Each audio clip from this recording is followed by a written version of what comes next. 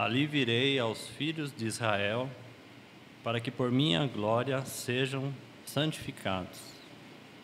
Ali virei aos filhos de Israel, e destacando então, para que por minha glória sejam santificados. Gênesis capítulo 32,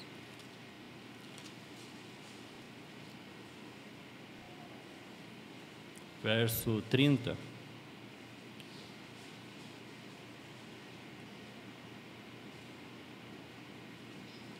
Aquele lugar chamou Jacó Peniel, pois disse: vi a Deus face a face, e a minha vida foi salva. Hebreus capítulo 12,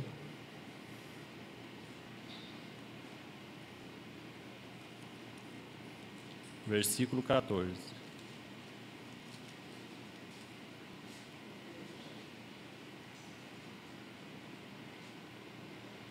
Segui a paz com todos e a santificação, sem a qual ninguém verá ao Senhor. Evangelho de João ainda, no capítulo 17. João capítulo 17, versículo 24.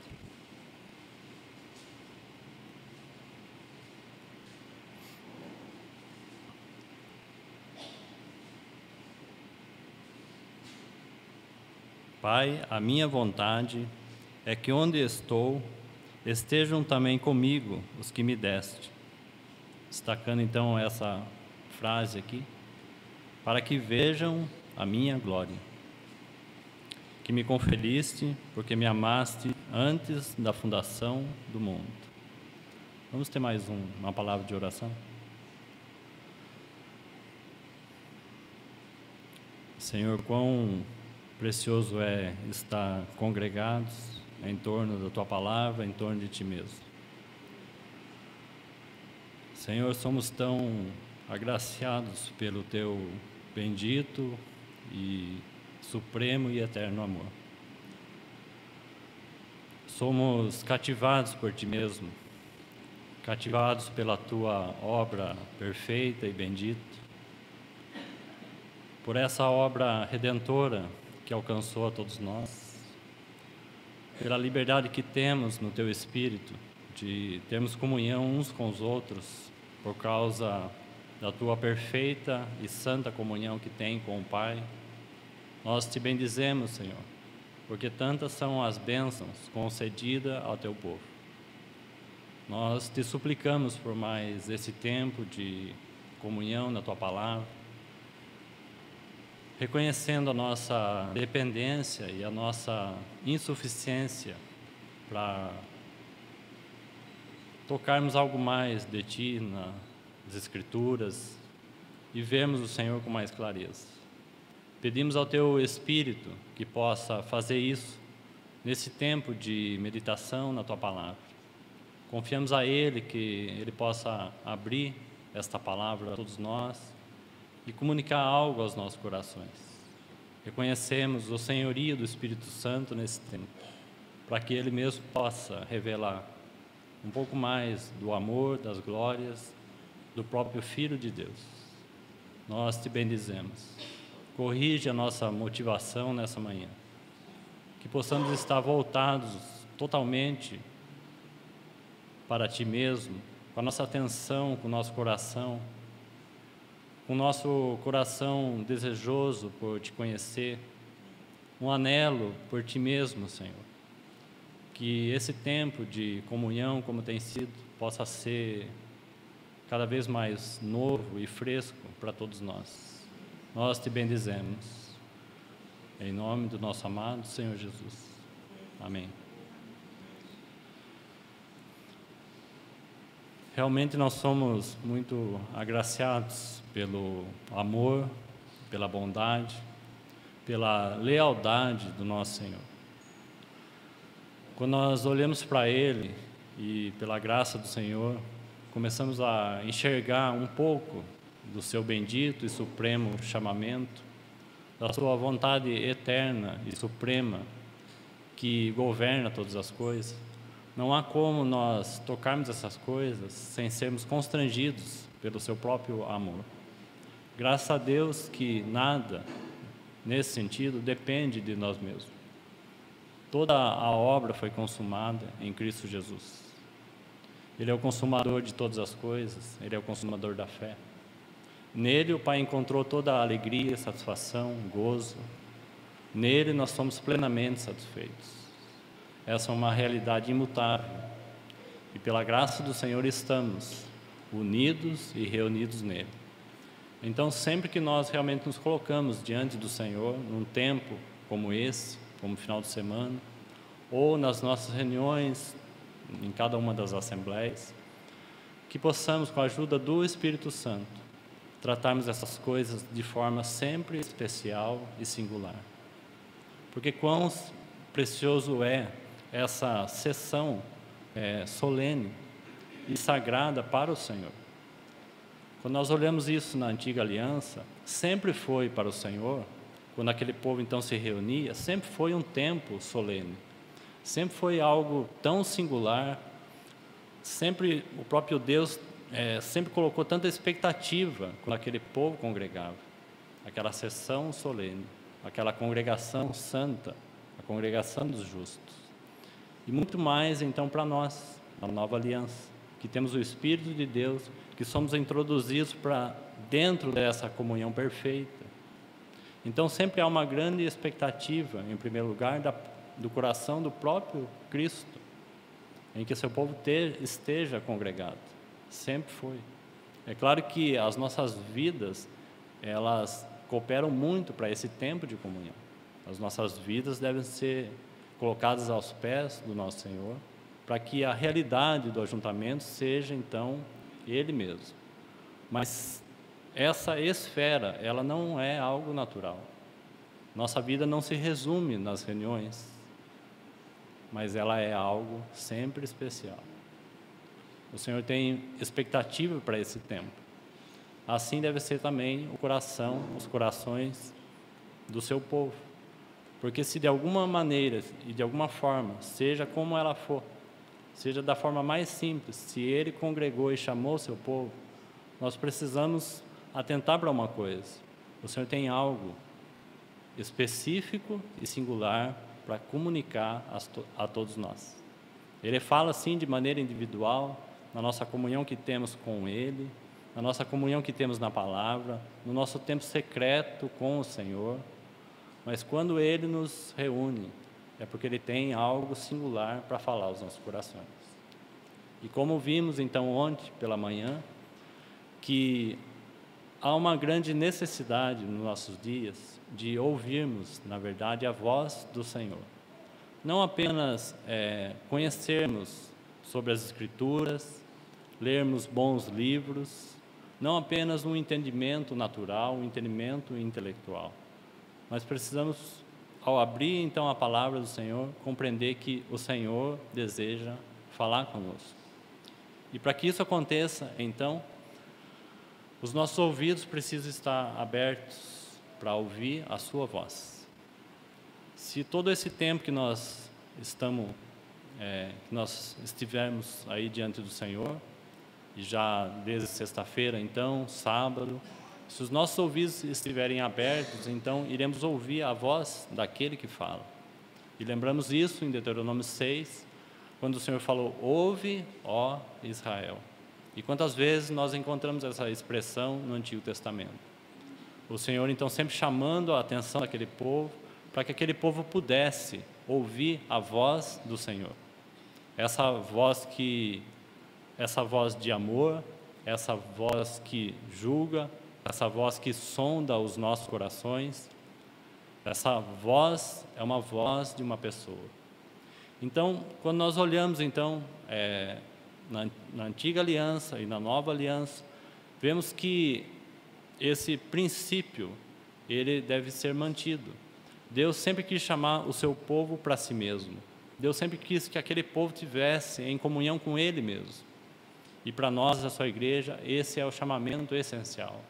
Como foi dito no início da reunião, lido em 1 Coríntios, capítulo 1, verso 9, Fiel é Deus pelo qual fostes chamados à comunhão do seu Filho. Esse é o primeiro chamamento a todos nós. Somos chamados para viver nele, para conhecer ele, para amá-lo, para conhecê-lo de maneira mais profunda, real.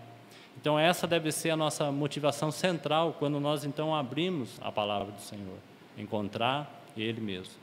Tudo que ele nos confiou, todas as riquezas da palavra de Deus, todas as instruções que estão aqui diante dos nossos olhos, visam um único propósito e objetivo: conhecermos a pessoa de Cristo. Lembramos isso também no sábado pela manhã, que a lei foi dada àquele povo para que eles conhecessem a Cristo. Não apenas para que eles cumprissem as leis, mas que por meio dela eles pudessem conhecer então a pessoa de Deus. E para que nós então possamos conhecer a pessoa de Cristo e também possamos conhecer a pessoa do Espírito Santo. Coloquemos essas três pessoas em uma linha horizontal, porque todas elas cumprem um papel singular no que concerne ao propósito eterno de Deus. Deus cumpriu aquilo que ele deveria cumprir na antiga aliança. Vemos o Filho, o Verbo encarnado, o Deus homem, se fazendo carne e se colocando no meio de nós. E o Verbo se fez carne e habitou entre nós, cheio de graça e de verdade. E vimos, como nós já consideramos alguns textos, e vimos a sua glória. Então essa é a ênfase do crescimento e maturidade dos filhos de Deus. Uma grande necessidade de vermos a Ele, de vermos a sua própria glória, porque Ele se manifestou. Deus se manifestou plenamente e completamente na pessoa do Filho. Quando o Verbo se fez carne, ali nós vemos toda a santa, perfeita vontade de Deus. Nele nós conhecemos qual é a vontade de Deus. Irmãos, como filhos amados de Deus que somos, se nós não conhecermos qual é a vontade singular do Filho de Deus, como que nós podemos caminhar como filhos de Deus? Precisamos conhecer a vontade do Pai, para que possamos então crescer em maturidade, como nós lembramos na reunião anterior, lendo aquele texto de Efésios 1, capítulo 4 e 5, falando daquela adoção de filhos, daquela ruiostesia, esses filhos que devem crescer em maturidade. E vimos que essa maturidade não é apenas uma questão mental, não é uma questão de um conhecimento natural apenas. É o quanto nós temos conhecido da própria pessoa de Cristo. Esse é o crescimento genuíno e espiritual. O quanto as nossas vidas refletem a vida, o caráter, o amor de Cristo. Isso é crescimento espiritual. Então o crescimento não se mede por aquilo que nós temos, mas sim por quanto de Cristo é manifestado em cada uma das nossas vidas. Então, a necessidade de vermos a sua glória e vermos a sua face, isso é muito claro quando esse Verbo então se fez carne, porque vimos a sua glória no Filho. Ele se fez homem, ele se fez humano, ele se tornou acessível a todos nós. Não há desculpa para nenhum de nós olharmos para isso e falarmos assim, não, mas esse assunto da glória é um assunto impossível de ser tocado. Não podemos ver a sua glória. Mas, irmãos, penso que esse fundamento precisa estar vivo no nosso coração. O Deus se fez homem. A sua vontade foi plenamente manifestada e é vista no próprio Filho de Deus. Esse Filho eterno que se fez carne, o Filho do homem. Nele nós conheceremos quem é o Pai e saberemos qual é a sua vontade. Então, isso é essencial. Isso é ver a glória. E sabemos que é mediante isso, como 2 Coríntios 3,18 vai dizer, é mediante a revelação ou a luz da glória do Filho de Deus é que somos transformados. É na medida da revelação da glória, é na medida que vemos a Ele, porque Ele é a glória do Pai. É na medida que contemplamos o próprio Filho de Deus, na palavra de Deus, encontramos somente a Ele. É nessa luz e medida que somos conformados a Ele. Como lembramos, aquele texto então de Hebreus, capítulo 12, verso 14, falando da santificação. Sem a santificação, ninguém verá ao Senhor. E vemos ali em João 17, no versículo 24, que essa é a própria vontade do Filho, já que ali é a oração do próprio Filho de Deus, orando e expondo qual é o desejo central do seu coração. Em primeiro lugar, agradar plenamente o Pai, mas em segundo lugar, fazer com que todos aqueles que foram chamados participem da sua glória. A minha vontade é esta, que te conheçam a ti. Será que isso tem ganho no nosso coração? Será que nós temos compreendido que a vontade dele é uma só? Que venhamos a conhecer a ele? E que todas as outras coisas que nós venhamos a aprender sobre ele possam convergir nele mesmo? Que lições preciosas é para todos nós essas coisas. E quando nós devemos nos colocar diante, então, do nosso Senhor. Pedimos ao Espírito Santo para esse tempo, que Ele possa, de alguma forma, abrir os nossos olhos, dar a compreensão necessária para aquilo que nós não conseguimos ver. Irmãos, somos chamados, diante da palavra, para crermos, em primeiro lugar. Não propriamente para questionarmos algumas coisas colocadas aqui, porque nem todas as coisas nós sabemos, e nem todas as coisas são absolutamente claras para nós. Somos chamados para crermos naquilo que Deus nos deixou, e não questionarmos. E não buscarmos simplesmente respostas, mas sim conhecer o nosso Senhor. Então, voltemos lá para Efésios, no capítulo 1, o texto que nós consideramos, o versículo 4 e 5.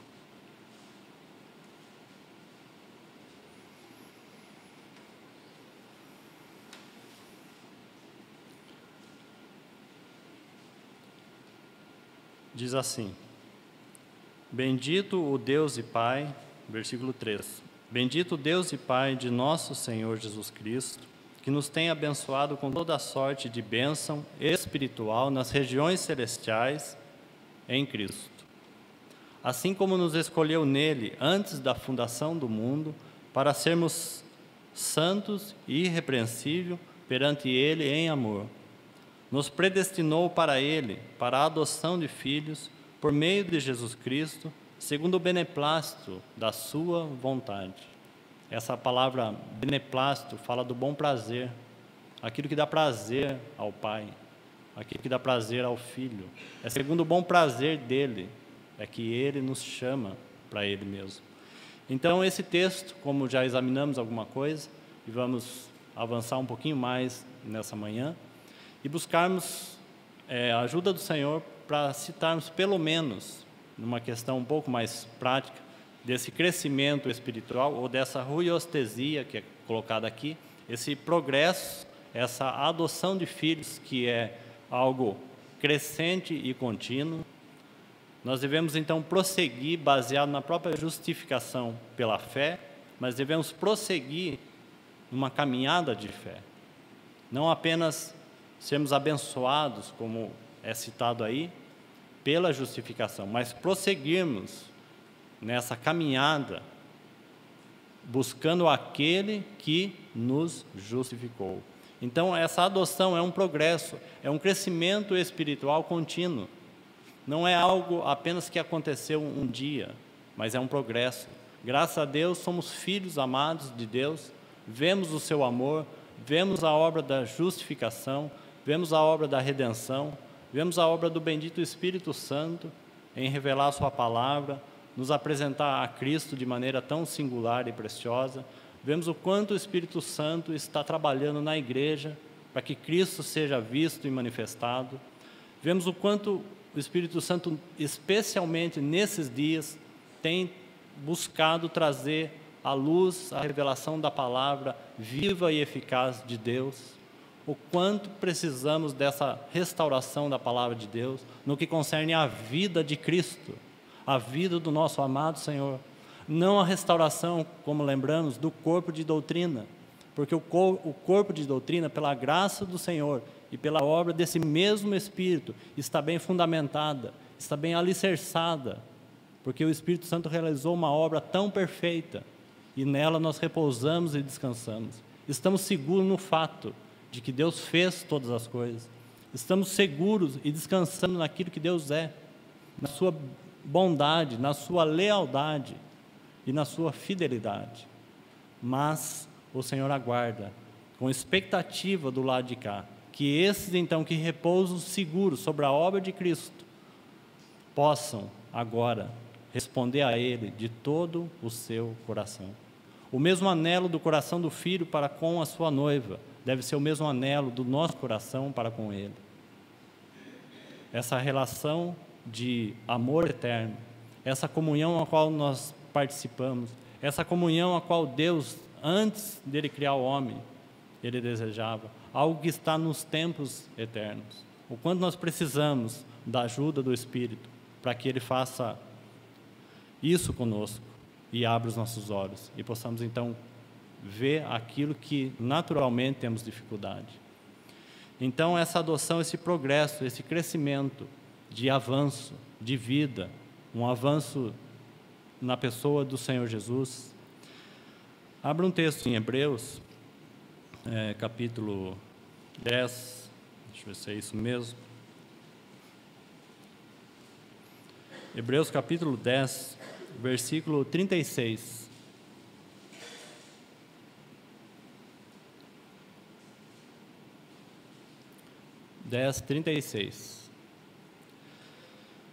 Com efeito, tendes necessidade de perseverança, para que, havendo feito a vontade, para que, havendo feito a vontade de Deus, alcanceis a promessa. Então, olhando para esse verso, e logo ele vai falar sobre a questão do justo viver pela fé, e aqui se refere a uma caminhada, e não a obra que Ele já fez em nós. Ele já nos justificou, mas aqui o autor de Hebreus está colocando a nossa caminhada e crescimento fundamentado na própria obra da justificação. Então, a justificação não é um fim em si mesmo, mas é um início de uma caminhada e de vida por fé. Somos chamados para crer na palavra de Deus em primeiro lugar e não a questionar. Como falamos, o conhecimento sempre pode nos levar a uma soberba, o conhecimento natural.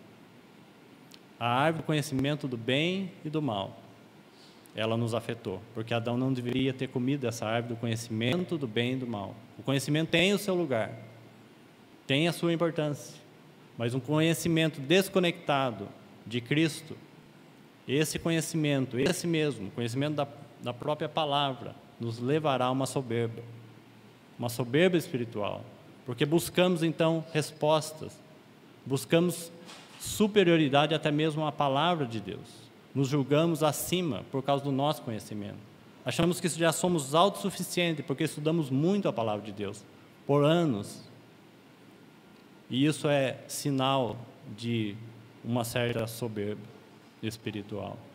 Precisamos nos render com um coração humilde, porque são esses que vêm do Senhor. Bem-aventurados são os limpos e puros de coração, porque verão o Senhor. Então, como já lembramos, aquele ver, para ficar bem claro aos nossos corações, aquele ver de Hebreus, não é um ver quando o Senhor voltar para reinar. Não se refere a isso. Aquele ver se refere a essa relação específica e singular com o Senhor. Porque na sua volta, e quando Ele voltar para reinar, isso precisa ficar bem claro, todos verão, inclusive aqueles que estão perdidos. Todos verão. Então, Hebreus não está falando disso. Ele está falando daquilo que nós devemos ver e contemplar hoje, para que nós sejamos transformados segundo aquilo que vemos pela fé. Se nós não vemos, nós não temos como prosseguir de maneira nenhuma. Deus é espiritual e se manifestou sim de forma humana, portanto todas as suas coisas que Ele faz são espirituais. Tem os seus aspectos práticos, funcionais no corpo de Cristo. A igreja é totalmente algo que nós palpamos, temos comunhão uns com os outros, vemos uns aos outros, ajudamos uns aos outros, somos suportes uns pelos outros, buscamos a comunhão, a cooperação, seja em qual for a esfera de serviço.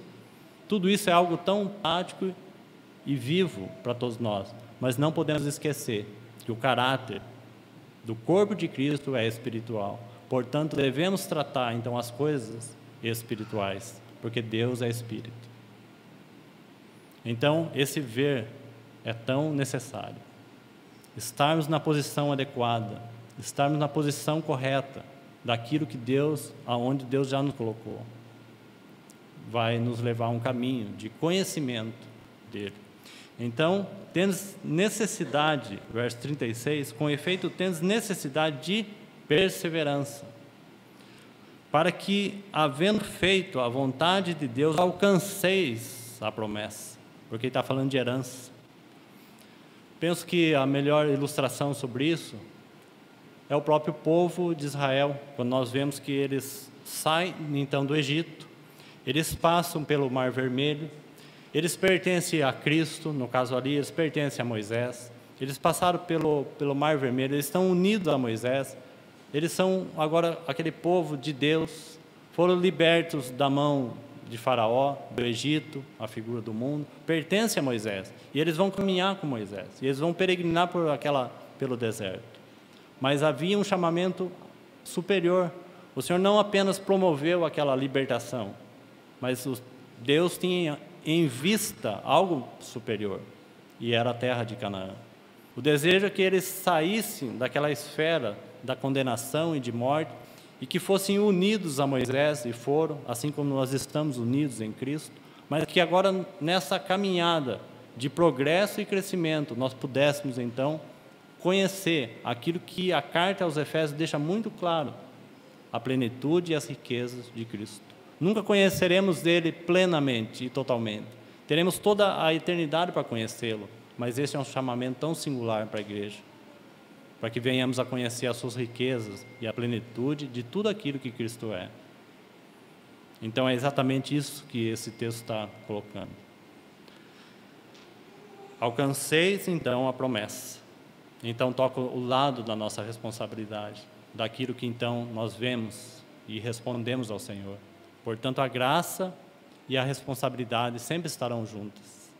A graça é toda a provisão de Deus, é toda a habilitação de Deus. O Espírito Santo que foi derramado e enviado aos nossos corações é o meio em que Ele nos habilitou para conhecermos o Senhor e respondermos ao Senhor de todo o coração. A obra é dele mesmo, é baseado nele mesmo. O poder é do próprio Espírito de Deus que atua em nós.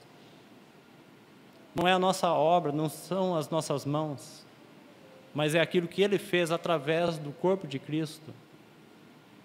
Se em Cristo nós vemos toda a glória de Deus manifestada ali, então nós temos a glória de Deus, a face do Pai em Cristo. Agora, quando nós olhamos para a igreja deve ser então a própria glória de Cristo. Aqueles que veem então o corpo de Cristo devem ver o próprio Cristo, a sua beleza, a sua glória, o seu poder, a sua autoridade, e não vê, na verdade, a igreja em si mesmo, mas sim a expressão do próprio Cristo. Assim foi que o Filho se manifestou. Ele veio trazer para a terra a vontade do Pai, não foi? Não foi essa a obra principal do Filho, quando nós olhamos para o que Ele está fazendo?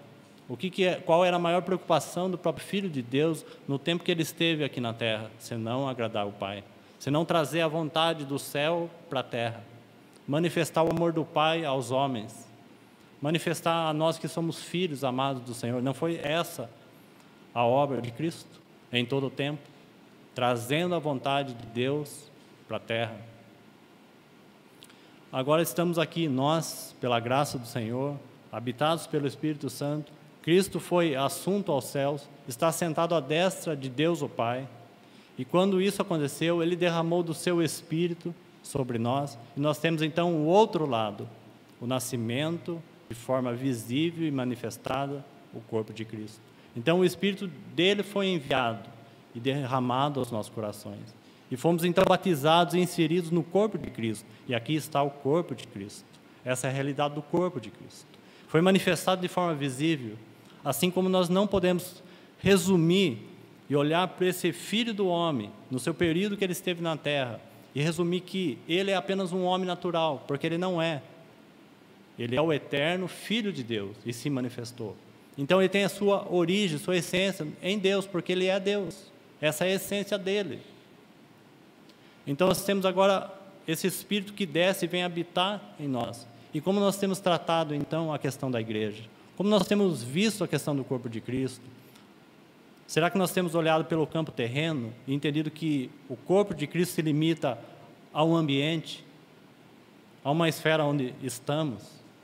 Será que o corpo de Cristo se limita a uma casa a qual nós nos reunimos? Será que esse molde é a verdadeira igreja, o molde de casa? Deus não está preso e nunca esteve a moldes nenhum. Então nós temos aqui a essência do caráter do que é a igreja. A sua essência é celestial. Se nós não compreendermos isso, nós iremos enfrentar grandes dificuldades para vivermos a vida da igreja à luz da vontade e do coração de Deus. Então ela se manifesta em Pentecostes, e ali nós temos 120 primeiros membros do corpo de Cristo. Ela se manifesta de forma visível, mas a sua essência é espiritual e celestial. Irmãos, tratemos as coisas práticas de forma espiritual. Quando nós tocamos as coisas práticas, inclusive o serviço, de outra maneira, há um resultado negativo. E esse resultado é morte.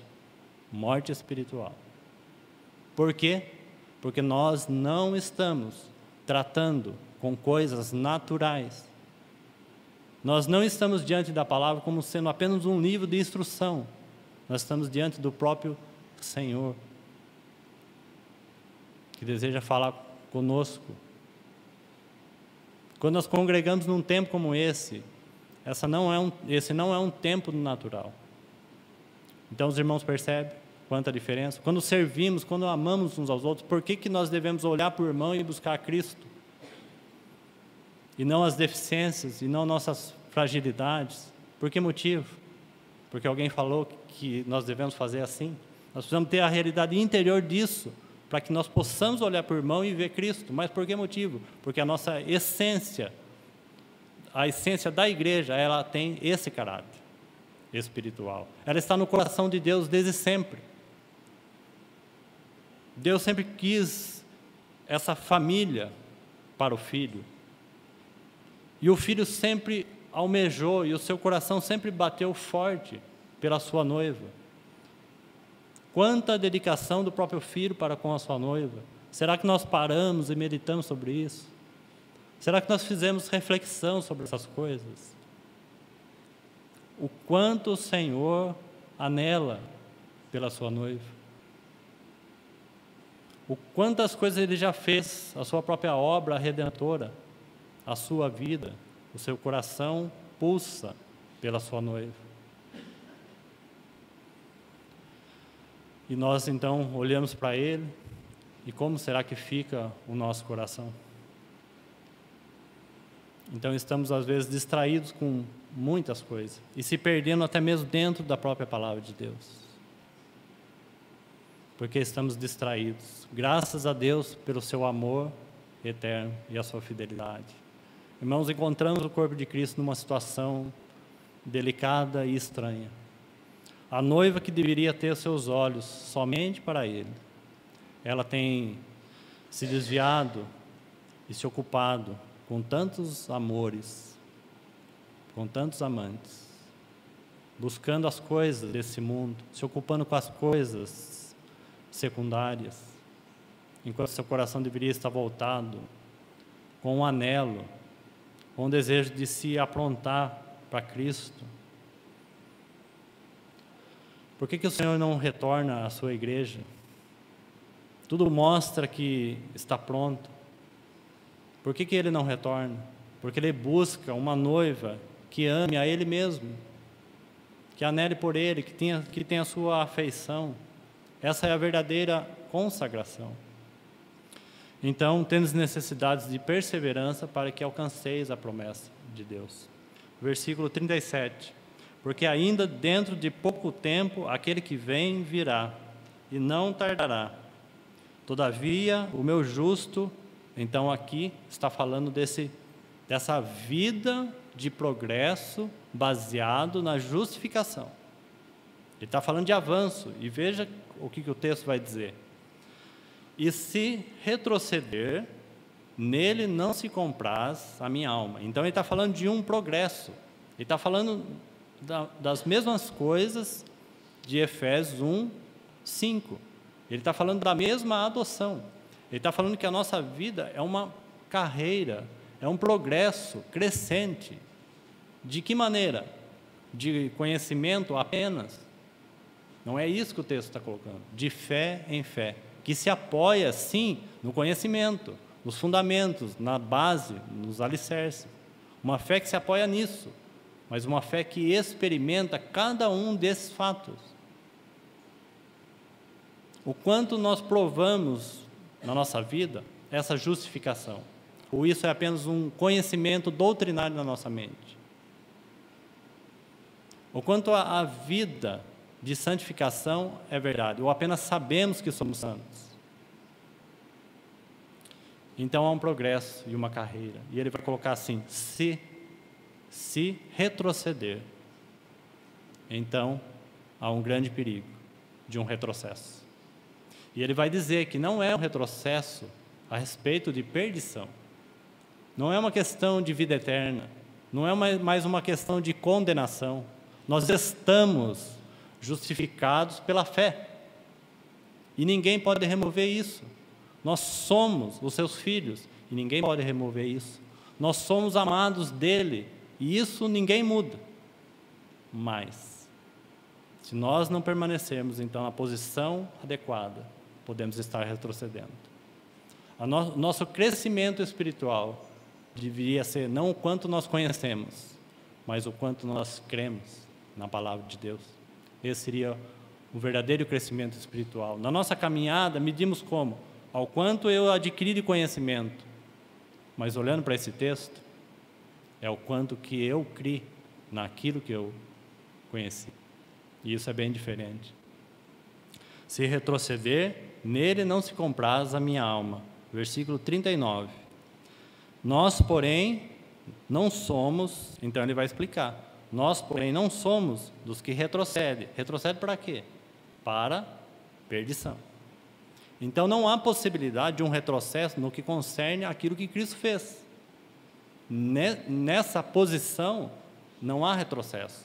Mas na nossa caminhada, então pode haver um retrocesso. Se não estamos avançando no conhecimento da vida do Senhor, estamos naturalmente retrocedendo. Podemos estar abarrotados de conhecimento, mas numa caminhada de retrocesso.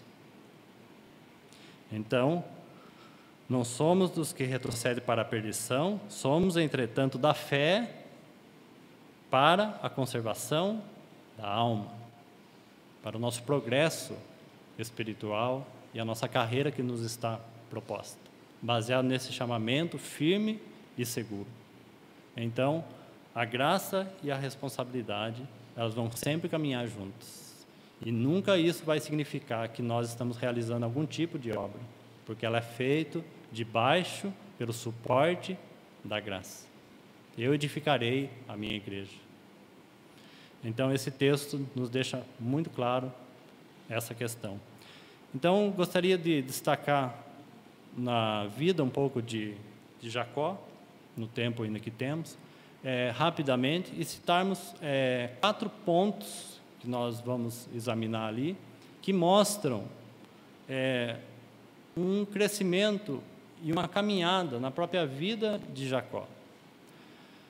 Essa vida nos fala tantas coisas, mas quando nós olhamos para Jacó e vamos observar algumas coisas, vamos ver que Jacó, ele saiu da casa do seu pai, e vamos só considerar apenas a fuga de Jacó e o seu retorno. Então, olhando para a vida dele, vamos observar que Jacó, ele sai da casa do pai e foge e volta para a casa do pai. Ou seja, nesse trajeto, o caminho é de saída da casa do pai e volta para a casa do pai. Então ele sai da onde ele não deveria sair. E o Senhor vai tratar então com aquela vida, naquela caminhada. Isso fala tanto. Para onde que o Senhor quer trazer Jacó de volta? Para o lugar da onde ele não deveria ter saído. Como lembramos então na reunião, a posição correta. Em João, em Apocalipse, vamos só relembrar rapidamente, na carta aos Efésios, escrita por João, no capítulo 2, gostaria de destacar essa nota. Então, Apocalipse capítulo 2, versículo 4 e 5. Apocalipse capítulo 2, versículo 4 e 5.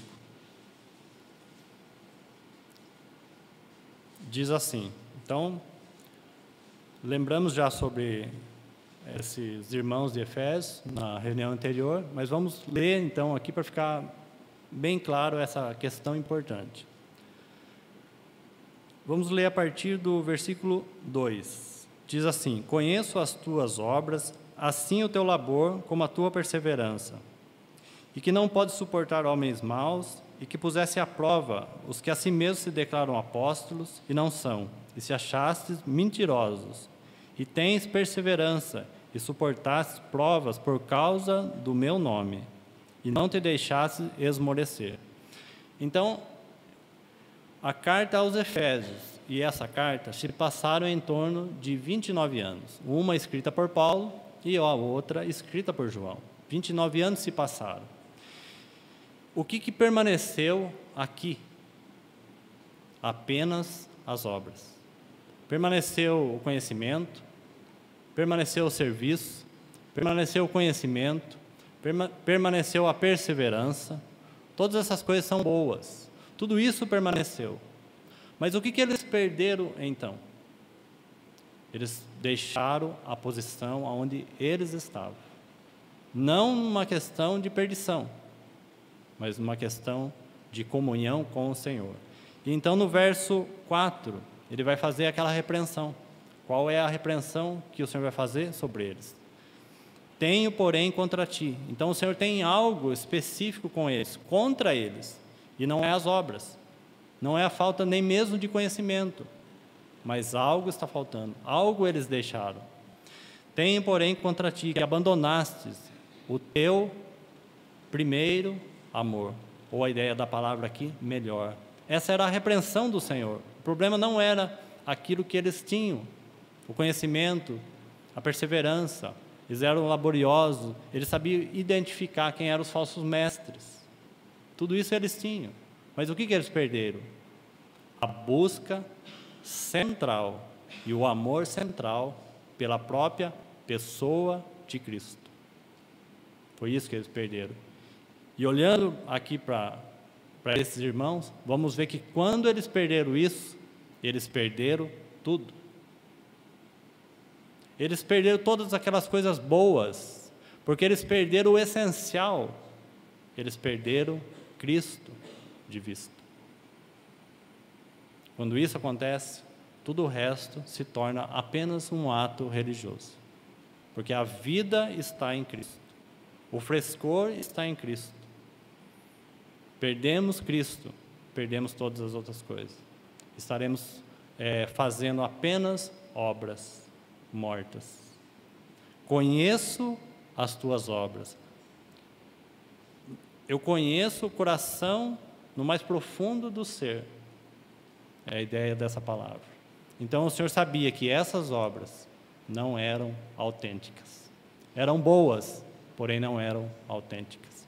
Porque Cristo não estava mais ocupando o lugar de honra, de glória e de primazia.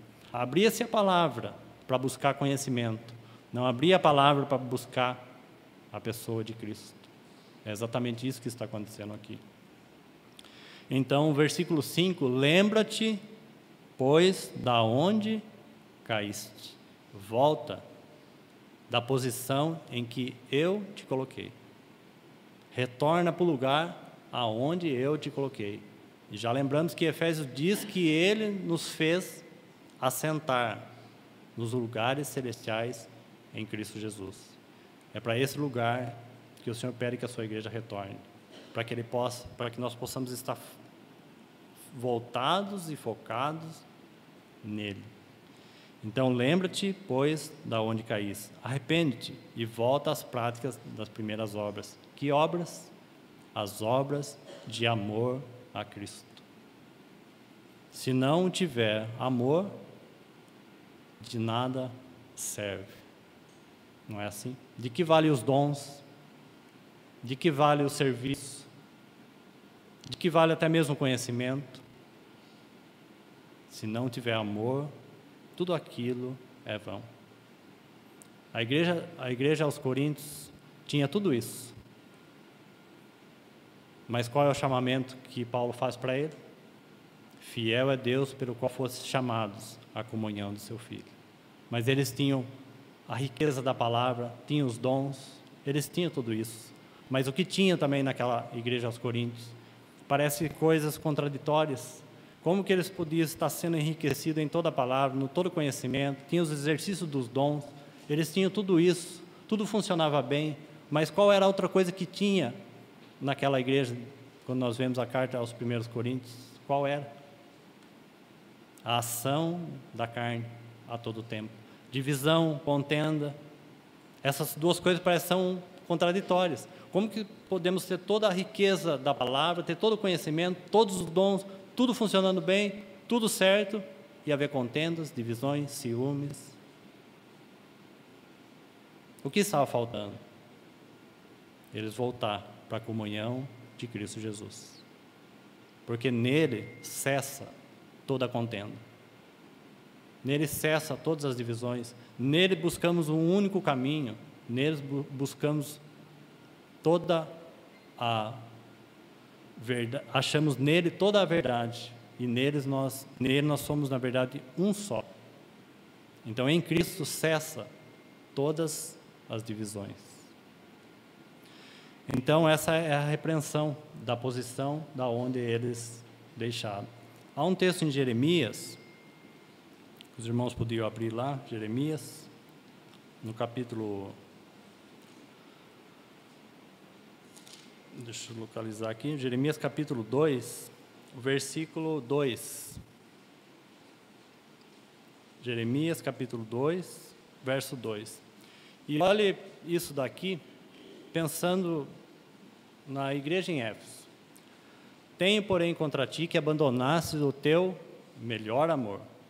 E a repreensão do Senhor é que eles fizessem o quê?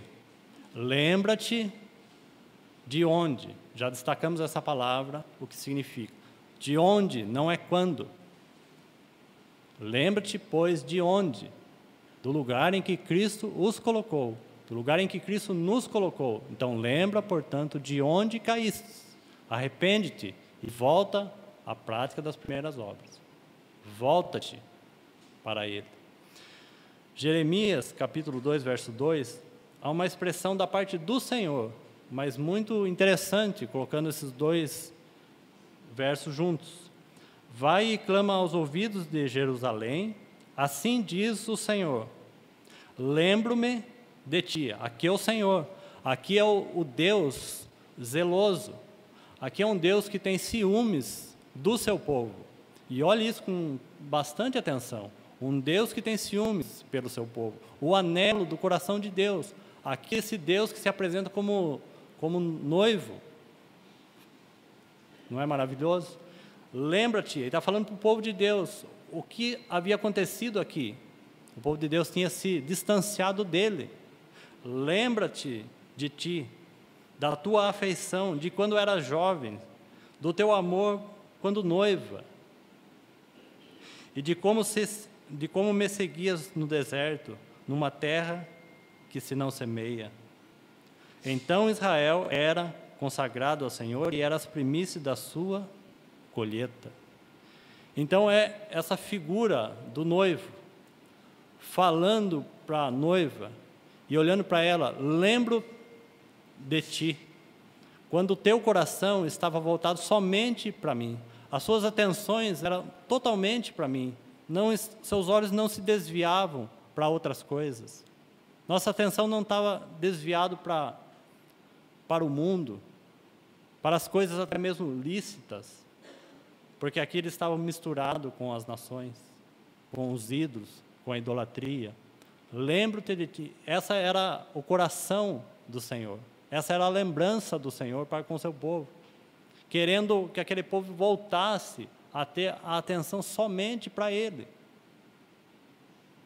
As afeições, é exatamente isso que o Senhor estava buscando em Éfeso agora, com relação à sua noiva, que ela voltasse os seus ouvidos, os seus olhos, somente para Ele, voltasse a reclinar no seio do Filho, como foi João. É exatamente essa a ideia nesse texto. Ele vai dizer assim: e então, e por causa disso, porque o coração estava voltado para Ele, por causa desse motivo é que eles eram consagrados. Então a consagração não estava relacionada ao que eles estavam fazendo, mas sim aonde estava o coração deles. Então, quando eles viviam essa relação próxima do Senhor, o texto está dizendo que então eles eram consagrados. A partir do momento que eles deixaram os seus olhos, tiraram os seus olhos de Cristo e colocaram os seus olhos em outro lugar, sabe o que aconteceu? Eles deixaram de ser consagrados. Simplesmente isso. Praticavam-se muitas coisas. A prática continuou, assim como a carta aos Efésios. A prática continuava, porém sem realidade nenhuma. A frieza no congregar, a frieza no relacionamento entre os irmãos, a frieza ao abrir a palavra, uma coisa gelada, fria, sem vida, mas tudo estava ali, a palavra estava aberta. O serviço com a motivação correta, servindo por interesses próprios, por benefícios próprios, porque não estavam mais voltados para o Senhor. O serviço não era mais para Ele, o serviço era para nós mesmos, era para os nossos benefícios, é para aquilo que nos dá prazer, fazemos aquilo que nos apraz. A vida continuou circulando em torno deles mesmos. Lembra-te, pois, da onde caíste. Então, lembramos disso, e isso nós vemos claramente na própria vida, então, de Jacó. Então, vamos lá no livro de Gênesis, e vamos examinar algumas coisas rapidamente. No capítulo 24,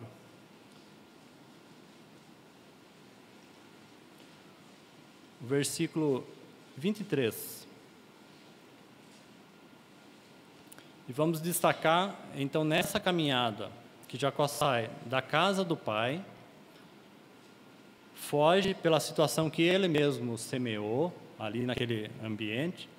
Vamos destacar pelo menos 4 pontos importantes que servem para a nossa vida e olharmos para esse crescimento e avanço que houve na própria vida de Jacó e pode servir de grande ajuda para o povo de Deus. Em primeiro lugar, quando nós olhamos o verso 23, diz assim: respondeu-lhe o Senhor: 2 nações há no teu ventre, 2 povos nascidos de ti se dividirão.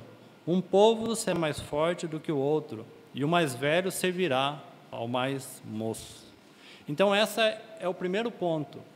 Olhando para isso, de maneira bem resumida, nós vemos aqui que aqui está contido pelo menos 2 coisas. Primeiro, a promessa de Deus está envolvida aqui, porque há uma promessa para esse povo, e há uma herança. E observe um detalhe importante, que havia no ventre aqui de Rebeca, o quê? 2 nações. 2 nações. Desculpa, é 25, falei, acho que eu citei errado, 25, o versículo 23. Certo agora? Isso. Então, capítulo 25, verso 23. Então, respondeu-lhe o Senhor: 2 nações há no teu ventre, 2 povos nascidos de ti se dividirão. Um povo será mais forte do que o outro, e o mais velho servirá ao mais moço. Então, essa promessa está envolvida aqui, e a palavra de Deus também está envolvida aqui. você tem a promessa que vem da parte de Deus, a promessa imutável de Deus, dada a Abraão, sabemos disso, que então havia duas nações no ventre de Rebeca, duas nações. Isso é muito significativo, porque quando olhamos para a vontade de Deus e o propósito de Deus, Ele tem chamado um povo. Se nós pensarmos em Efésios 5:32, Paulo vai dizer assim: grande é esse mistério, mas eu me refiro a Cristo e à igreja. Ele não se refere, não trata apenas com indivíduos, ele trata com indivíduos visando o seu povo. Então a promessa visa o povo de Deus, isso está no coração dele. Então duas nações há no seu ventre. E a palavra de Deus é muito clara que, como está aí no texto, que o mais velho servirá ao mais moço. Essa era a palavra de Deus, essa era a voz de Deus. Então o primeiro ponto, olhando para Jacó, qual era a necessidade de Jacó? Isso é importante. Aqui está a soberania do Senhor, a promessa do Senhor que é fiel. Porque foi Ele que fez a promessa, partiu do coração dEle, partiu da vontade dEle. Ninguém muda essa promessa. E ninguém altera a palavra de Deus. Mas aonde está a responsabilidade de Jacó? Em olhar para isso e responder aquilo que ele ouviu. E confiar nas palavras do Senhor e na promessa do Senhor. Paulo vai dizer: pelo que, ó rei Agripa, eu não fui desobediente à visão que recebi. Então, o primeiro ponto, obediência à palavra e ao propósito eterno de Deus. Ou, em outras palavras, obediência àquilo que vemos, a visão. E Jacó não fez isso. Ele, então, foi desobediente àquilo que ele viu, àquilo que ele ouviu. E sabemos das tramas, então, que Jacó fez. Mas quero destacar apenas esses pontos essenciais. E ele vai, então, sair da casa do seu pai fugido, porque ele arrumou uma situação. Esse Jacó, que é um agarrador, esse Jacó que é trapaceiro, ele foge, ele cria uma confusão na casa do pai, mas ele vai precisar retornar para a casa do seu pai. Não é isso? Então aqui nós vamos ter a fuga dele, e ele vai fazer essa trajetória. E sabemos que nessa trajetória muitas coisas acontecem na vida de Jacó. Nós não vamos expor todas elas, porque o nosso tempo está chegando ao fim. Temos a vida de Jacó ali com Labão, sendo tratado pelo seu tio Labão. Temos o encontro de Jacó com seu irmão Esaú.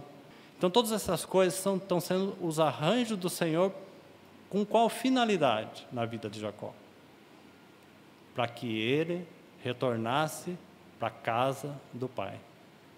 Para que ele retornasse no lugar da onde ele nunca devia ter deixado.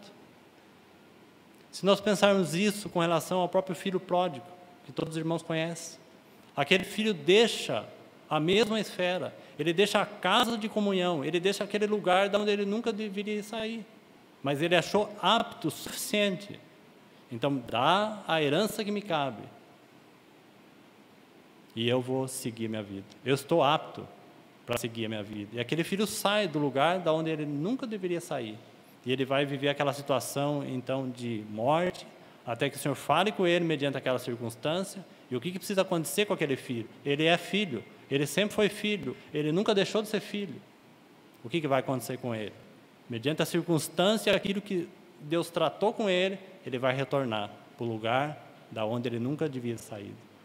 Para o lugar de riqueza, de graça, de plenitude, de deleite, de contemplação, de suprimento. Então ele retorna para a casa do pai. E vemos Jacó fazendo a mesma coisa, só que o Senhor vai fazer os seus arranjos na vida de Jacó. E lá no capítulo 32, nós vamos examinar, nós temos aquele capítulo tão singular, Peniel. E algo específico acontece ali naquela vida. Então o primeiro ponto que nós queremos destacar num crescimento de maturidade ou espiritual é a obediência à palavra e ao propósito de Deus. Irmão, se essas palavras são fiéis, então por que Jacó precisou fazer tudo o que fez? Por que ele fugiu? Se é uma questão apenas da promessa segura e firme, por que então Deus não interviu de maneira diferente? A palavra está aqui, a promessa está aqui. Deus disse que isso vai acontecer, e realmente aconteceu. Uma nação partiu de Jacó, não foi? De Jacó nasceu a nação de Israel, não é isso que aconteceu? De um indivíduo nasceu a nação de Israel. Então, mas isso em nada mudou a responsabilidade de Jacó. Jacó precisava então fugir, porque Deus precisava tratar com Jacó e esperar de Jacó a sua resposta, para que ele então retornasse de maneira diferente.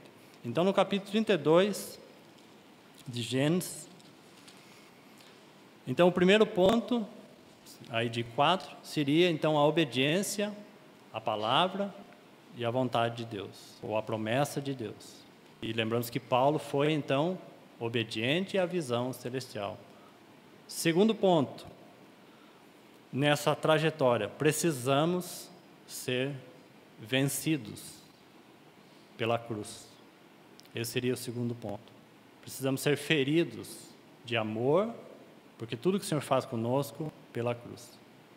Quem não nega a si mesmo, não toma a sua cruz e segue-me, não pode ser meu discípulo.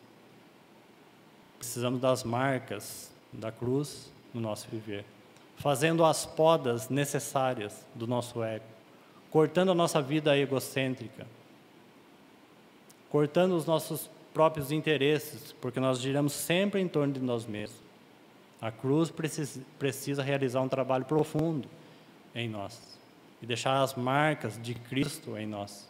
São as marcas de amor em cada um de nós. Então, segundo ponto, feridos pelo o Senhor, porque o Senhor deseja alcançar algo em nós.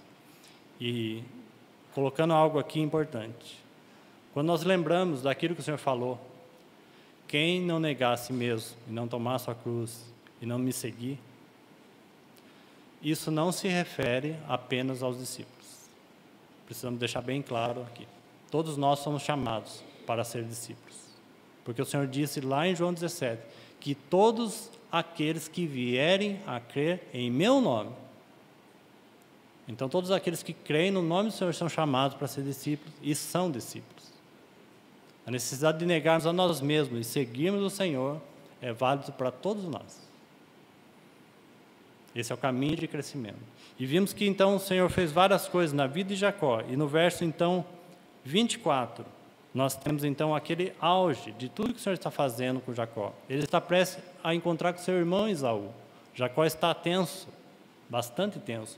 E vamos observar que o próprio Senhor, aqui o anjo que aparece aqui, Cristo pré-encarnado, lutou com Jacó. Então, no verso 24, ficando ele só, lutava com ele um homem até o romper do dia.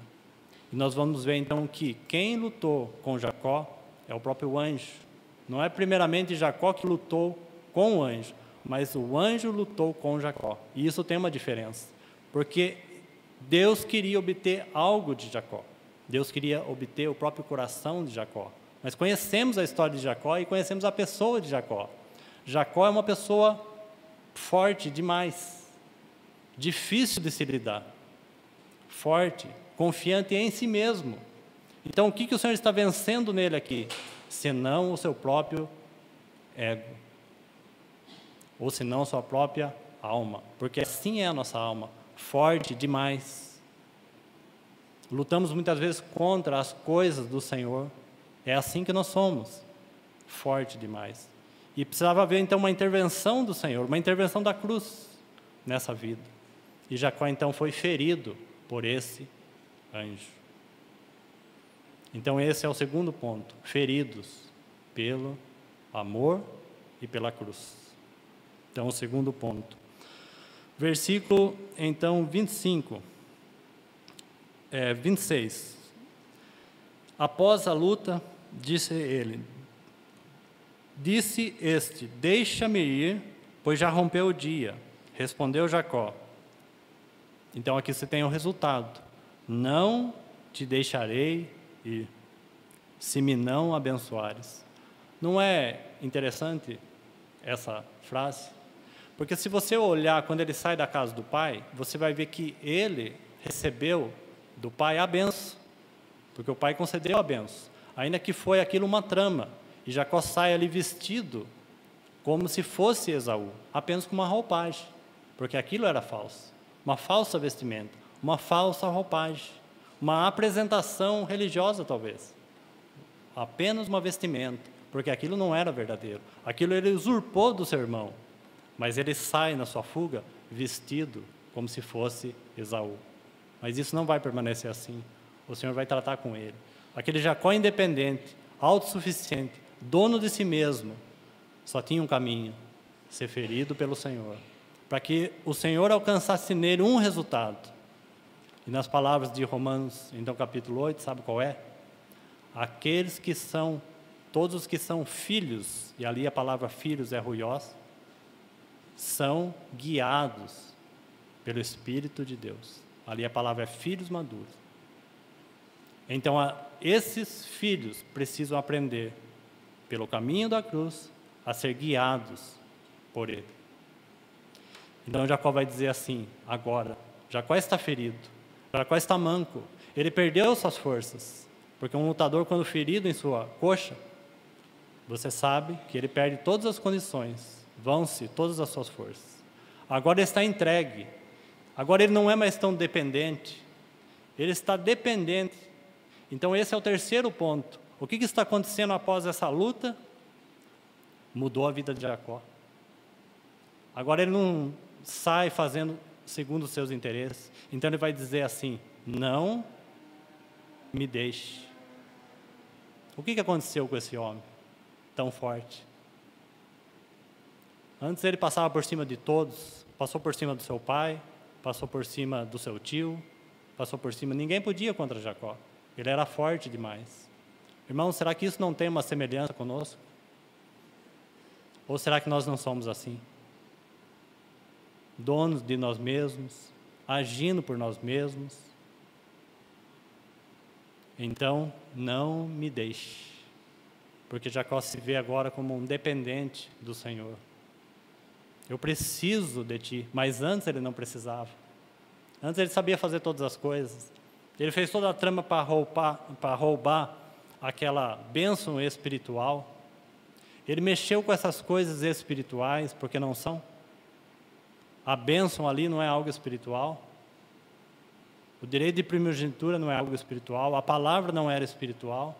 A promessa não era espiritual. E Jacó mexeu com essas coisas de modo carnal. E ele foi então ferido pelo Senhor. E agora ele aprendeu que ele precisa estar na dependência e ser guiado pelo Senhor. E o resultado então, no versículo 30 que nós lemos, aquele lugar chamou Jacó Peniel, pois disse, vi Deus face a face. E o que aconteceu? E minha vida foi salva. Quais são as palavras do Senhor para lembrarmos disso? Aquele que não perder a sua psique. Aquele que não perder a sua própria vida. A vida psique, a vida da alma. Porque Jacó representa muito bem a nossa alma. Quem não perder a sua própria psique, a sua vida, não achará a vida Zoe. Porque se nós vivemos baseado nos nossos próprios, no nosso próprio ego, na nossa própria alma, em nós mesmos, nós não podemos ver o Senhor. Somos chamados para andar e viver no Espírito. E assim podemos ver o Senhor. Mas isso só acontece quando somos vencidos por Ele e ganhos por Ele. E agora reconhecemos a nossa dependência dEle. Não me deixe ir. Não me deixe sair da Tua presença, porque sem ela eu não posso nada. Jacó está ferido e manco. Então, agora ele podia ver esse Senhor. Esse seria então o segundo e o terceiro ponto. Então, o primeiro, obediência à palavra de Deus. O segundo, a operação da cruz e o caminho da cruz. Resultado, dependência e sermos guiados pelo Espírito Santo. E um último ponto, e concluindo, o versículo, então, no capítulo 35, verso 1. Então, algo acontece com Jacó, e as palavras são essas. Disse Deus a Jacó, escute, levanta-te e sobe a Betel. Levanta-te e volta. Para onde? Para o lugar aonde Jacó não deveria ter saído. Ele deveria ter sido obediente a visão que recebeu. Volta-te, levanta-te, são as palavras do Senhor. Levanta-te, sobe a Betel e faz o quê? Habita ali, mora ali. Uma coisa peço e a buscarei, que eu possa morar todos os dias na casa do Senhor. Volta-te para o lugar da onde saíste. Lembra-te, pois, da onde caíste, arrepende-te e volta à prática das primeiras obras. Lembra-te, pois, do lugar em que Cristo colocou a igreja. Volta-te e retorna à primazia de Cristo, ao amor de Cristo, à centralidade de Cristo. Então, levanta-te e sobe a Betel e habita ali, e faz um altar ao Deus que te apareceu quando fugias da presença de Esaú, seu irmão. Versículo 7.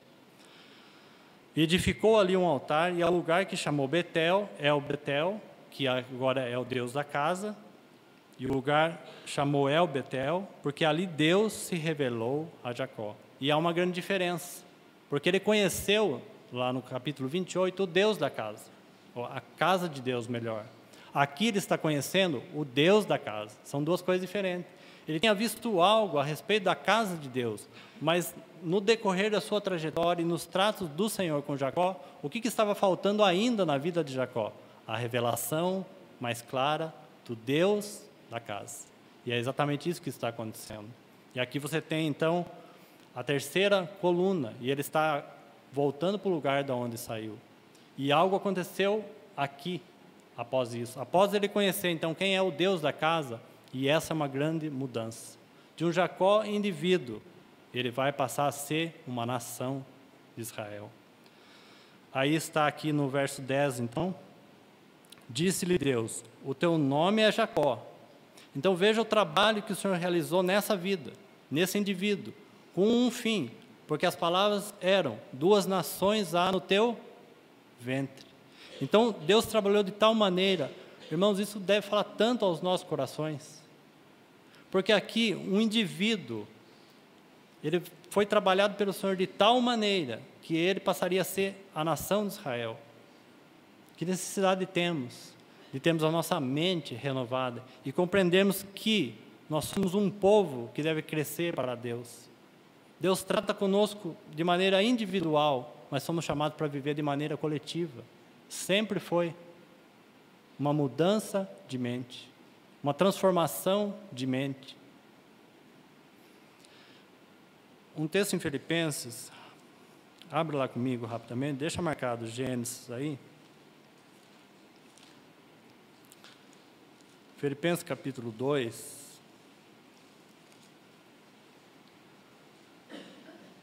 Filipenses 2, versículo 2. Olhe com atenção esse verso. Diz assim: completai a minha alegria, de modo que penseis a mesma coisa, tenhais o mesmo amor.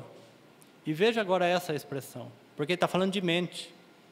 Completai a minha alegria, de modo que penseis a mesma coisa. Está falando de mente. Ele está falando de uma mente renovada.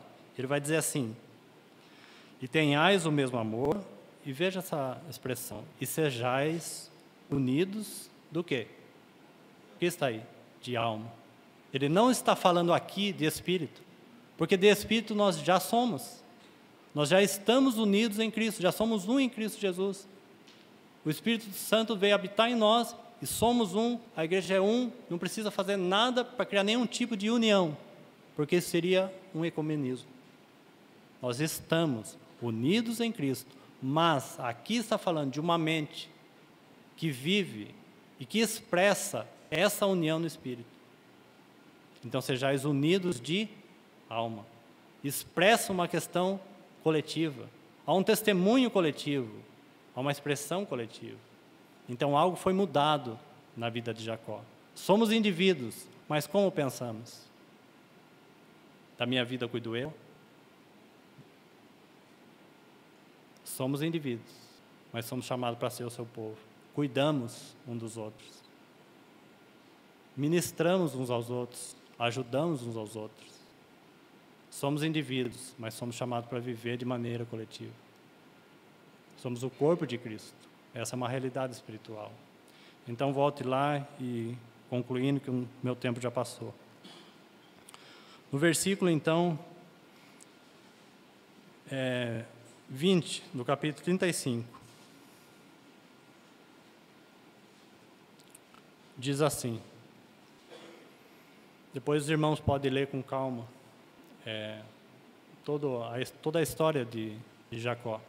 Nós vamos ver então que após essa caminhada e seu retorno, e ele retornar então para Betel, para o lugar da casa do pai, ele vai edificar uma quarta coluna. Essa quarta coluna vai falar de uma plena comunhão. Ele volta para Hebrom, ele volta para a casa do pai, ele volta para a casa de comunhão. É lá que ele devia permanecer, é lá que ele devia ficar, não é fora da casa do pai. Deus tratou com ele para que ele retornasse, trabalhou na vida dele, mudou a sua mente, mudou a sua concepção, porque Deus disse que 2 nações há no teu ventre. E ele faria de Jacó uma nação. E o nome de Jacó foi mudado, porque agora Jacó não é mais apenas um indivíduo, ele é uma nação.